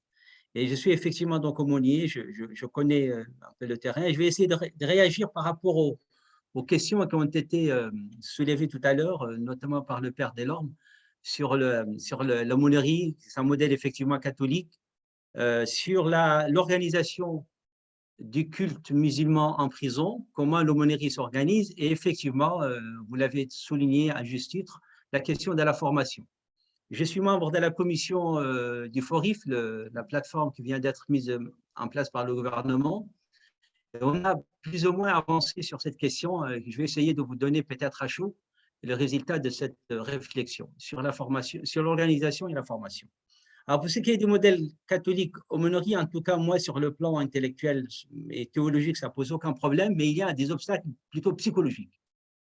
Voilà, M. Tarogro, avec lesquels je travaille depuis longtemps, c'est ce qu'ils appellent l'acculturation. Comment penser l'islam dans la laïcité, dans une culture majoritairement catholique. Sur le plan théologique, ça n'a jamais posé des problèmes pour les musulmans. Parce que même, vous prenez le mot Allah dans le Coran, c'est un mot polythéiste. Les polythéistes utilisaient le mot Allah pour dire ce besoin naturel de Dieu. Ce que l'islam a apporté, c'est le contenu qu'on doit donner à cette divinité. Le mot Sawma'a, minaret, qu'on trouve les minarets des mosquées, il est d'origine chrétienne, c'est-à-dire les ermitages, les ermites. Donc, sur le plan historique, théologique, ça n'a pas de problème. C'est tout à fait normal que les musulmans acceptent d'être aumôniers. C'est vrai qu'il peut y avoir des petites différences. Par exemple, là, dans les prisons, ils parlent d'objets cultuels. J'ai fait souvent la remarque à l'administration, c'est vrai, l'objet cultuel est spécifique aux autres religions, le christianisme et le judaïsme, parce que dans le judaïsme, il y a aussi des objets cultuels, mais il n'y a pas d'objet cultuel en islam. Et on l'a remplacé par des objets nécessaires à la dévotion. Donc, l'islam s'adapte et doit s'adapter à la laïcité, à la culture française à dominance catholique. Donc, surtout que c'est plus facile, parce que, par exemple, dans les prisons, c'est plus facile parce qu'il n'y a pas de lieu de culte. Le mot lieu de culte, c'est le temps qui est sacré. On peut prier là où nous sommes. Donc, c'est ce que j'ai expliqué aux détenus que, vous savez, dans les prisons, la salle est polycultuelle. Elle est utilisée par les catholiques, les protestants, et les orthodoxes et les musulmans.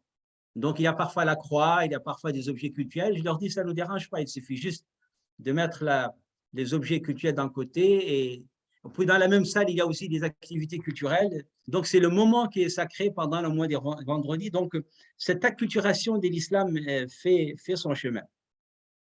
Pour ce qui est de l'organisation du culte, vous savez très bien que la pratique cultuelle en prison est un droit fondamental de notre laïcité française, surtout l'article 1 et 2 de la loi 1905. L'État garantit les libres exercices du culte.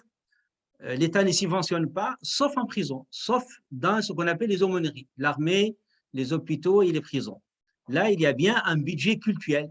Les aumôniers sont rémunérés par le ministère de la Justice. Et les hôpitaux, c'est le ministère de la Santé, et les aumôniers militaires sont salariés. Ils ont même le statut de salariés. Les aumôniers dans les prisons reçoivent des indemnités. Voilà. Donc, il y a bien un budget pour respecter cette liberté fondamentale qui est les libres exercices du culte, que les détenus ont le droit de pratiquer, d'exercer son culte en prison. Tout à l'heure, Mme de Galambert, effectivement, elle a souligné l'étude est pertinente. D'ailleurs, je suis vos travaux. Les choses se sont accélérées à partir de 2000.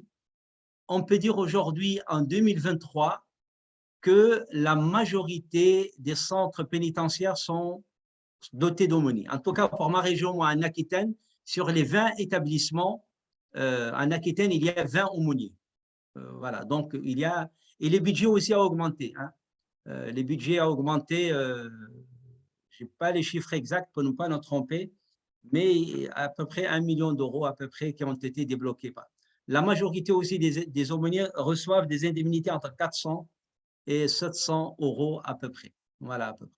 Pour ce qui est de l'organisation, le CFCM a mis en place une aumônerie nationale, qui c'est elle, l'aumônier national désigné par le CFCM, qui recrute, c'est un peu l'autorité religieuse, et c'est vrai sur quelle base, ça c'est discutable, mais en tout cas, il faut un minimum de formation religieuse, et c'était l'aumônier national qui propose à l'administration les aumôniers. Alors, ce qu'on propose actuellement au FORIF, c'est qu'il y aura une commission nationale formée des islamologues, des théologiens musulmans, et qui va recruter l'aumônier national sur des critères plus ou moins objectifs. Pour ce qui est de la profession profane, le ministère de l'Éducation nationale a mis en place ce qu'on appelle des DU, des diplômes universitaires, où les aumôniers indemnisés ont l'obligation de suivre cette formation laïque, profane, sur les droits des religions, sur la sociologie des religions, sur la pratique du laïcité, pratique du culte. Moi-même, j'enseigne ce module sur laïcité et pratique du culte en prison. Donc, ce plan-là, c'est plus ou moins acéré. Effectivement, comme l'a dit tout à l'heure M. Boumedienne, c'est la formation religieuse qui pose problème. L'État, comme vous le savez, séparation oblige, n'a pas à définir le contenu de la formation religieuse, c'est aux musulmans de s'organiser, mais il va nous aider à s'organiser. Ce qu'on a proposé au sein du FORIF, c'est qu'il y a une plateforme numérique où on met à la disposition des aumôniers, des séminaires théologiques sur la pratique, sur la vision théologique de la peine, sur la vision théologique de la faute, sur l'adaptation aussi canonique. Ça aussi, ça pose aucun problème, un grand problème, parce que comme vous savez actuellement, la plupart des mosquées, des fédérations se réfèrent à des écoles canoniques où l'islam a été pensé dans un épistémé différent. Il n'y a pas un droit canonique pensé dans la laïcité. Je vous donne un exemple concernant la viande halal. Vous posez la question à la majorité des détenus, ils veulent manger halal. Alors que c'est une pratique, je dirais, minime sur le plan canonique. Ça pose aucun problème. Déjà au 8e siècle, le grand canoniste Ibn Arabi, pas le mystique, a donné déjà des dérogations qui permettent aux musulmans de manger non halal. Donc, ça pose pas vraiment un grand problème, mais sur le plan canonique, on n'a pas encore un droit canon appliqué à notre laïcité, à notre situation actuellement. Donc, on propose effectivement de chercher ce qu'on appelle telfir, de chercher dans les différentes écoles canoniques des avis canoniques qui aident le musulman à pratiquer facilement sa religion. Moi-même, j'ai pratiqué pour la prière des vendredis dans les prisons. Vous savez, la majorité des écoles canoniques fixent l'heure de la prière des vendredis disons, à 13h, 14h. Et généralement, la plupart des aumôniers sont des imams. Donc, comment ils vont organiser cette prière alors qu'ils viennent au centre pénitentiaire à 16h ou à 17h? Donc, il y a effectivement l'école malikite qui allonge ce temps. Donc, on a des solutions sur le plan canonique. Il faut juste trouver le cadre pour essayer de penser. Mais effectivement, cette question de la formation religieuse reste une priorité pour l'islam de France. Donc, je peux témoigner en tant qu'aumônier que les choses avancent, qu'il y a eu beaucoup d'améliorations au niveau du recrutement des aumôniers, au niveau du budget, au niveau de la formation, les choses avancent. Au niveau de l'organisation du mois des Ramadans, je viens juste de revenir de la prison. Vous savez, l'administration pénitentiaire, avec l'appui des aumôniers, lance ce qu'on appelle les colis Ramadan. On distribue des colis pour les détenus et les cantines aussi. L'administration veille à ce que dans la plupart des cantines, dans les centres pénitentiaires, il y a des produits halal, il y a des dates, il y a des… mais c'est vrai que la question du budget, mais la plupart des cantines sont fournies pendant le mois du Ramadan. On organise aussi les fêtes religieuses dans les prisons et je rejoins tout à l'heure ce qui a été dit tout à l'heure par M. Monod, que la prison aussi est un facteur de déradicalisation. Je peux témoigner en suivant quelques détenus radicaux. Là aussi, les aumôniers s'investissent ils sont d'ailleurs les premiers concernés. On essaie de déconstruire des discours religieux des radicaux. Vous savez que la radicalisation en France, en tout cas, se fait surtout par les réseaux sociaux. Les détenus sont déjà radicalisés avant de venir en prison. On déconstruit le discours religieux radical, essentiellement littéraliste. Voilà donc ce que je peux dire. Merci, docteur Doua. Réaction de la part de quelqu'un qui souhaite conserver l'anonymat sur YouTube concernant la discrimination au niveau de prérogatives entre les différents aumôniers. L'aumônier musulman n'a pas les mêmes prérogatives que l'aumônier juif ou l'aumônier catholique. Aussi, Salma dit que vous, les aumôniers musulmans, vous avez double problème. Hein. D'abord, vous êtes sous le loupe par l'administration, question de complaisance avec les détenus et tout. Vous êtes sous le loupe par les prisonniers avec les soupçons d'indication, de collaboration avec l'autorité pénitentiaire. Ce sont des réactions, si vous voulez répondre après. Je cède parole à l'autorité islamique chiite Cheikh Haïdar Mohazer. Assalamu alaikum wa rahmatullahi wa barakatuh. D'abord, je salue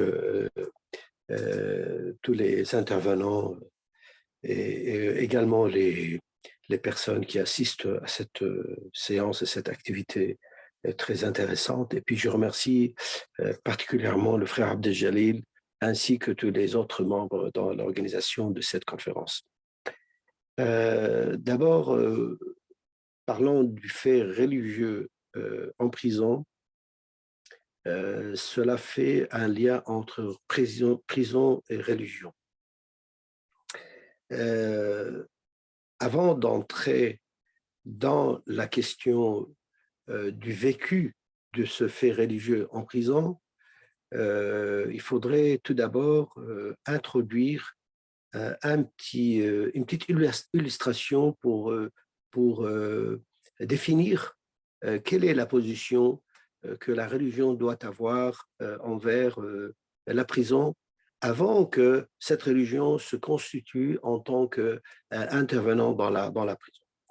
Donc, pour commencer, la prison, du point de vue religieux général, pas seulement musulman, la prison était toujours conçue comme un moyen de persécution et de discrimination envers beaucoup de gens.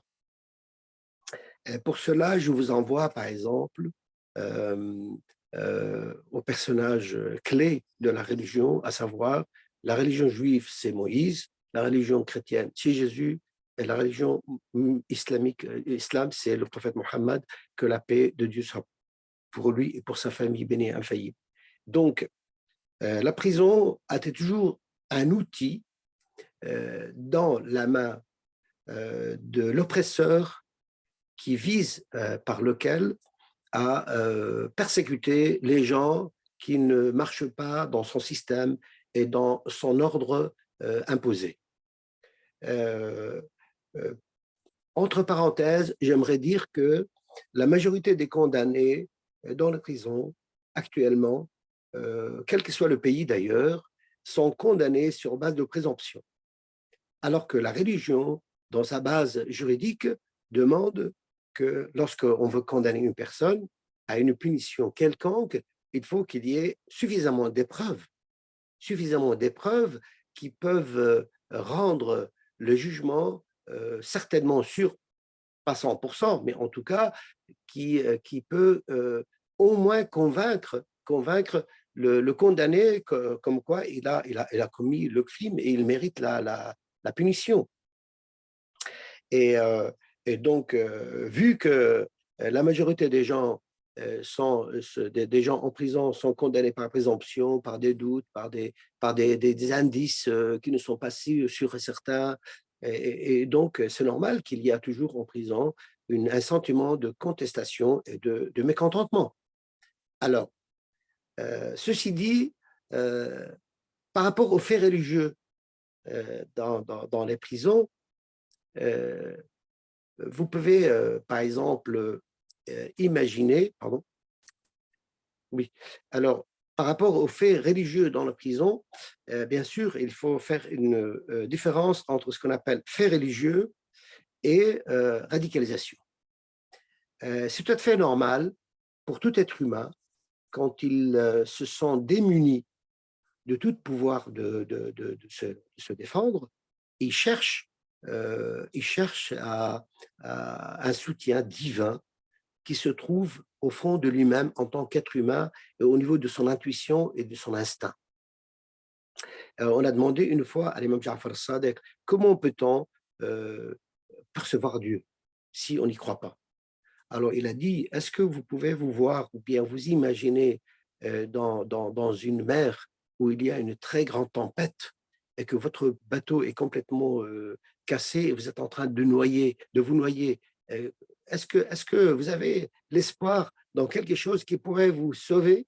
Elle a dit oui, bien sûr, je peux avoir un espoir quelconque qui n'est pas vraiment déterminé. Alors là, c'est ça Dieu. Donc, lorsqu'on est en prison, on se sent démuni de tout moyen de se défendre, de se libérer, de de trouver son droit humain, bien sûr qu'on se refuge dans le sentiment religieux qui cherche protection et aide de la part de Dieu. Tandis que la radicalisation, c'est tout à fait autre chose. La radicalisation, c'est une chose qui est tout à fait fabriquée par la politique. J'arrive pour dire. Lorsque vous, par exemple, vous imaginez, enfin, ici je parle par rapport à nous musulmans. Lorsque vous, par exemple, vous entendez un ancien Premier ministre français et un homme politique bien sûr très connu qui vous lance dans les médias le mot comme quoi, oui, Nusra, vous savez ce que c'est Nusra? Nusra, c'est le prolongement de la Qaïda en Syrie, dans les événements terroristes et sanguinaires qui ont eu lieu dernièrement dans ce pays. Alors, lorsque un grand politique français, un grand homme, ancien Premier ministre, un homme de médias et de politique, qui est vraiment tout à fait représentatif de la mentalité politique française, il vous dit oui, Nusra, c'est-à-dire Al-Qaïda, fait un bon boulot. Et lorsque, par exemple, vous découvrez que, par exemple, dans le monde musulman, il est reconnu que Daesh et Al-Qaïda sont de fabrication occidentale, colonialiste. Je ne dis pas occidentale dans le sens où c'est les populations occidentales, bien sûr. Je dis cela dans le sens de la politique, de cette domination du monde, de notre monde actuel, qui est la domination de néocolonialisme qui veut vraiment mettre toutes les populations dans le monde à ses bottes, sinon il doit souffrir de la radicalisation en tant qu'une recette qui répondrait à son besoin pour semer le désordre et l'anarchie. Et donc, lorsqu'on voit que cette radicalisation est répandue dans la prison, ce n'est pas parce que les gens ils cherchent protection auprès de Dieu lorsqu'ils sont démunis de moyens de se défendre. C'est parce qu'il y a une politique qui inculque et qui sème cette radicalisation, non pas seulement dans la prison, mais dans la société en général. Et les sujets qui font répandre cette radicalisation, ils le font volontairement ou involontairement en réponse à cette volonté de encourager le radicalisme et l'extrémisme. Donc, alors maintenant, est-ce que moi je peux imaginer, par exemple, Moïse, par exemple, ce grand prophète de Dieu, qui vient, par exemple, soutenir les autorités de Pharaon? Est-ce que la religion peut accepter d'être assistant de l'oppresseur qui opprime les gens, qui les persécute, qui les emprisonne, dans beaucoup de cas sur des bases qui ne sont pas vraiment prouvées? Est-ce que Moïse il viendrait, par exemple, assister le pharaon sur la manière avec laquelle il faut traiter les prisonniers israélites qui étaient emprisonnés par le pharaon? Bien sûr que non. La mission de Moïse serait de contester l'ordre général de cette persécution, de cette oppression. C'est pareil pour Jésus. Est-ce que vous imaginez Jésus venait prêter main forte, par exemple, aux autorités romaines qui persécutaient les chrétiens pour savoir la manière avec laquelle il faut traiter les prisonniers qui sont persécutés et opprimés? Bien sûr que non. Et c'est pareil pour notre prophète Mohammed, que la paix de Dieu soit pour lui.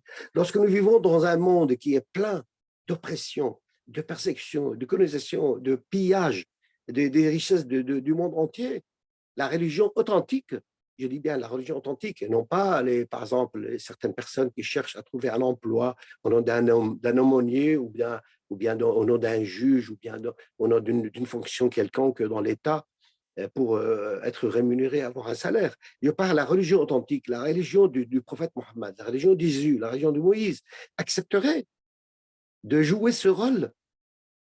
Bien sûr que non.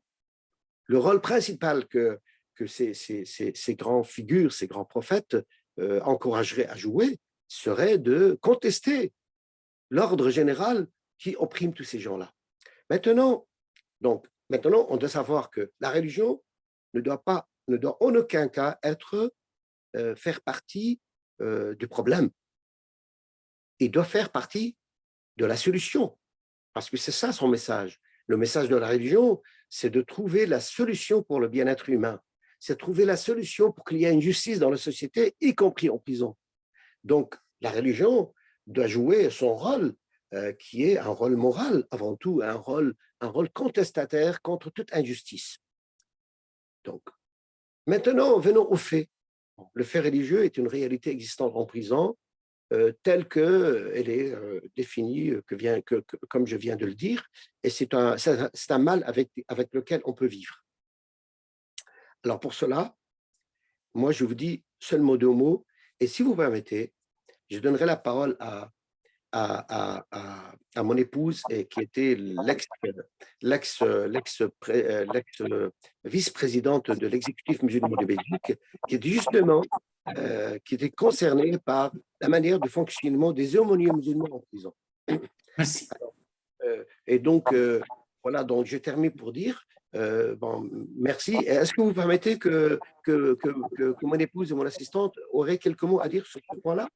Oui, 4 minutes, Cheikh Mohez, parce que nous devons clôturer d'ici. Est-ce que j'ai pris mon quart d'heure? Moi, je n'ai pas pris mon quart d'heure. Enfin, ce que j'ai l'impression. Non, vous avez pris, vous n'inquiétez pas. Vous n'inquiétez pas. D'accord, merci bien. Réaction en ligne. Jawed vous dit que vous êtes en train d'expliquer la radicalisation dans la prison avec la conception de victimologie complotiste. Vous oubliez que le wahhabite et les frères musulmans, ils ont utilisé la récupération identitaire comme source de radicalisation. Exactement, mais le wahhabisme et ce que vous venez de citer, justement, ils ont joué un rôle d'être la main droite de néocolonialisme dans ces affaires-là. Oui. Donc, surtout, ils ont utilisé les prisonniers pour la récupération, le recrutement, toute une stratégie de recrutement. Donc, c'est un fait politique. La radicalisation n'est pas un fait, n'est pas une réalité qui vient des prisonniers. C'est un fait politique de propagation de cette mentalité, de cette politique. Oui, Madame Elisabeth, ici, elle est activiste politique. Merci quand même pour nous, Madame Elisabeth. Oui. En fait, je salue tous, je salue tous les intervenants et tous les auditeurs, et je vous remercie pour m'octroyer en dernière minute quelques instants pour vous faire part de mon expérience sur le terrain. Donc, j'ai été vice-présidente à l'exécutif des musulmans de Belgique, donc c'est l'équivalent du Conseil des musulmans de France, et j'étais justement en charge de la problématique, parce que finalement c'est une problématique, la question de l'aumônerie entre autres dans les prisons. Je voudrais tout d'abord en tout cas d'apporter une nuance, c'est que quand on parle d'islam dans les prisons, je voudrais faire quand même la part des choses que l'islam est contre la délinquance et les délits, même si le système des fois provoque l'émergence de certains délits, et donc c'est plutôt le comportement de certains musulmans qui est à remettre en question, mais dans un système où dans bien des cas, les analyses sociologiques mettent en évidence que la discrimination à l'égard des musulmans dans le territoire belge et même dans les territoires européens en général étant quand même une source en tout cas de malaise social qui conduit malheureusement à beaucoup de comportements délinquants. Et donc il faudrait pouvoir élaborer un travail de fond afin de permettre à tous les citoyens, entre autres d'origine musulmane, d'être considérés comme des citoyens à part entière et pas entièrement à part. Donc ça, je pense que c'est un point important à dire. Concernant l'aumônerie, j'étais confrontée en tout cas malheureusement à de nettes pratiques de clientélisme où finalement les gens se disputaient pour avoir des fonctions rémunérées, puisque dans le système belge, les aumôniers, entre autres donc musulmans, comme pour les autres religions, ont un salaire pris en charge et ont donc une fonction officielle auprès d'État belge. C'est une réalité partout dans le monde, pas seulement en Belgique. Mais en tout cas, la gestion des salaires est différente et des titres. Et donc, le problème auquel j'étais confrontée, c'est que premièrement, dans les procédures de recrutement, eh bien, c'est vraiment assez aléatoire et j'ai été confrontée vraiment à des pratiques de clientélisme qui fragilisent finalement la mission de l'aumônier, puisqu'il faut dire quand même que dans le milieu carcéral, sa présence va pouvoir participer à la réinsertion et à la remise en question des détenus. Deuxièmement, une question, mais qui a été soulevée par un des autres intervenants auparavant, c'est que la question de la formation des aumôniers laisse encore fort à désirer. Donc, il y a vraiment des acquis sur le terrain qui sont intéressants, mais il y a encore beaucoup de travail à faire afin de pérenniser cette fonction. Et puis, de l'autre côté, un état des lieux qui est quand même flagrant, c'est qu'en tout cas en Belgique, mais dans beaucoup d'autres pays, l'islam a été reconnu en Belgique en pleine période de crise pétrolière. Et il faut savoir que, outre les influences consulaires auxquelles on est confronté, surtout de la part de la Turquie et du Maroc en Belgique, puisque c'est la présence majoritaire des musulmans qui sont originaires de ces pays-là, on a été fortement confronté en période de crise pétrolière à une remise des clés de l'islam à l'islam wahhabite saoudien, en pensant clairement aux contreparties qu'on pouvait espérer dans ce genre de contexte économique de crise. Donc voilà, enfin, en gros, ce sont quelques points que j'ai voulu partager pour soulever les questions sur lesquelles il y a encore beaucoup de travail à faire, mais en reconnaissant quand même qu'il y a des avantages et des acquis qui sont là, mais il y a encore beaucoup de travail à faire afin de pérenniser les fonctions et de pouvoir dissoudre les problèmes de base qui sont source générant en tout cas les problèmes de délinquance. Je vous remercie pour l'intervention. Merci. Mais avant de quitter, je tiens à faire deux petites remarques vite fait, ça ne demande même pas quelques minutes, qu'une minute. Je tiens à contester le fait que j'ai entendu un avis dire que le Coran a été écrit 600 ans après le prophète. Et cela, je le conteste. Et bien sûr, beaucoup de penseurs occidentaux Centre Islam et Société en Suisse. peuvent prétendre et dire tout ce qu'ils veulent, mais le mot principal à dire sur l'âge du Coran et le début le temps de son écriture, ça revient avant tout aux musulmans et aux savants musulmans et aux historiens musulmans. Si leur point de vue n'est pas pris en compte, toute prétention ne peut pas être objectif. De l'autre côté aussi, je tiens à aussi faire une remarque par rapport à ce qui était dit par rapport à ce théologien qui s'appelle Ben Arabi, qui a autorisé de manger la viande non halal d'après une information que je venais d'entendre. Alors donc, je tiens à dire que Ben Arabi, en aucun cas ne peut être une référence parce que c'était un théologien au service de l'État oppresseur de l'époque, au nom de l'islam, bien sûr. Je sais que votre application donc Ben Arabi ne peut être une référence pour dire aux musulmans aujourd'hui, vous pouvez manger le viande non halal. Parce que de toute façon, la religion de Dieu, personne n'a le droit de changer. Sauf bien sûr dans les règles. Merci beaucoup, Cheikh Mouhazer. Moi, je vous remercie beaucoup et puis je salue tous les intervenants. Merci beaucoup.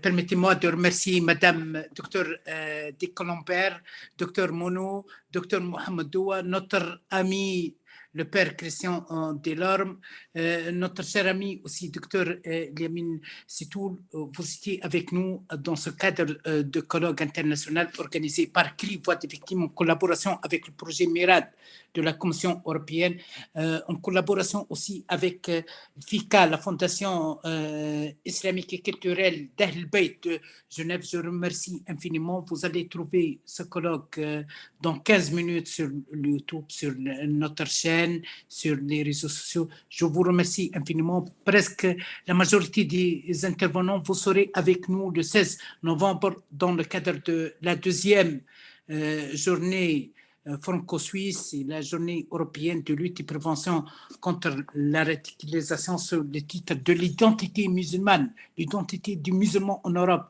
entre normalisation, assimilation ou rupture. Merci infiniment et à la prochaine rencontre. Merci infiniment.